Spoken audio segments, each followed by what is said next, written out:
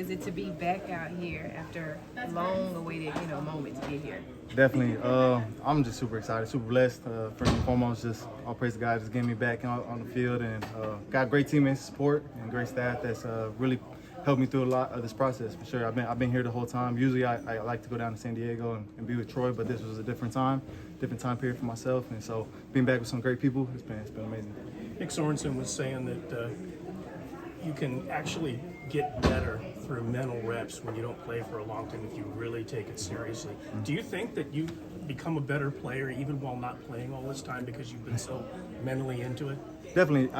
It's crazy because the part of this process is the volume aspect. You can never put too much volume early on, so there's not a lot of running aspect to it. So a lot of it was just me watching film, and so I pride myself on watching film already, but on top of that, I watched hours and hours of film and really just correcting my mistakes. I think Troy really set it up for me, and my coaches, specifically DB. He's like, go and pinpoint everything. And I went back and watched all of my good plays, bad plays, mediocre plays, and really just detailed out everything, because there's so much more to learn. There's so much more being a sponge and just absorbing all this knowledge that they have. Talanoa. And so it's been good though. How's the head and shoulders?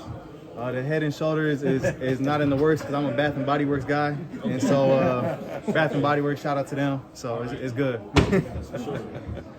Your teammate is over there. They were sitting here earlier. Can you talk to us about the closest of the DB room and what that's meant to you all this time? Well, for me, as much as I'm quiet, I love to be out there with the guys, and I really truly miss that in this opportunity. Like being training camp, it's a different schedule for me because everybody's out there practicing, and I'm off to the side doing my rehab in the weight room, lifting, doing something different, and so I missed out on a lot of those things. And so just being back with the guys is a lot of just being the juice, being the energy, and being a funny guy to lean on and have a good conversation, because it's more than just football in this locker room, and I think that's what separates us from a lot of places, just so we can go out there and play, trust each other, and have fun at the end of the day. What were some of the lessons John Lynch shared with you when you were watching training camp practices with him? Well, it's crazy because I remember talking to him last year, and so and this is before I got hurt. Yeah. And a lot of it was my eyes. Like, how can we detail out my eyes and the way I play? Because he believes in me. He gives me the ability to go out there and play instinctually.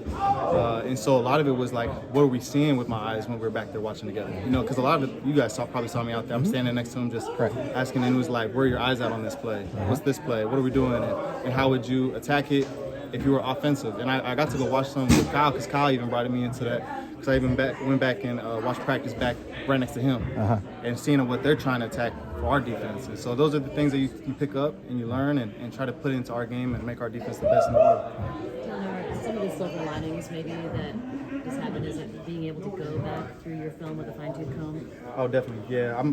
It's actually funny because I look back to my second year, Pro Bowl, All-Pro, but to me it was like it was really mediocre in a sense, and I really like to look at it that way, and I got to criticize myself to that standard. And so for myself, I got to be better for this team. I got to be more communicative to everyone. And if I can make a play for Tig, if I can make a play for Demo, guys that are sitting on my locker, like, I'll do it. And so I need to put them in the best position to do that. And so that relies on me. When you say mediocre that year, were you mean just like on a consistency basis from play to play? Like what? It was just like even plays that I had made. It's like, how can I be better on those? Like, why did it take me 3 times to see the same play? Like, and it happens in the league, across the league. I'm not saying I'm the only person, but I like to hold myself to that standard. If I've seen the play twice already, why did it take me the 3rd time to make it? And so you really see it when you go back and look, and it's a copycat league. That things that we got beat on in the first 2 games, we're going to see it against the Rams, and things like that. And so that's part of us learning and growing and coming together as a defense to be the best we can. As you're going through the process, is this about when you thought you'd be back, or do you just take it week by week and let your body and the doctors tell you? If I'm being truthful with you, I took it hour by hour, because it changes every day. And that's something I learned. And early on, my daughter was walking before I was, and so that puts it in perspective of how humble you gotta humble yourself in that sense. And truly, I mean that by the bottom of my heart. Like, I took it hour by hour, and I'm here. I'm excited, and hopefully my number's called, and I'm ready to go. Prior to this week, did you have a chance to have to go through that? Like, say one more time, sorry. How was that mentally to have to go through that? Like, can you kind of explain or paint a picture for the mental progression that you had to go through dealing with that issue? Well, honestly, for me, the mental aspect was actually never it was never an issue. It was really just the physical aspect. Like, I just couldn't do much. for me, it was an opportunity to be around my family. It was an opportunity to dive into the playbook, dive into the film room. And so, like, I never really looked at it as like a bad process to go through. Like, everybody's been through something. And I think this was just my story and my process. And so when I looked at it, there's so many positives from it versus negatives. And I think a lot of people can get caught in the negatives, and it will affect your healing for sure. So for me, I had to stay bright, just bring the juice when I was around my guys, and so I'm just really happy to be back. So prior to this week, did you have a chance to do any scout team stuff to kind of work back into it? Oh, definitely. I even got some reps against George early on, and so for me, those were like things that I needed to see. Like, how can I be better against this? And BA running across the field flying like he does. Like, how can I be better against this? And I think it just prepped me. It's getting me right. It's getting me ready for this. And whatever they do come Sunday, like, I'll be ready. So what was it like going against? How are you and Jair preparing for your communication to be on point this week? Definitely, just being out there with him. Like, we talk about it first off in the film room, and then like, how can we go out there and show different things? You know, a lot of times you can get stuck just being stagnant.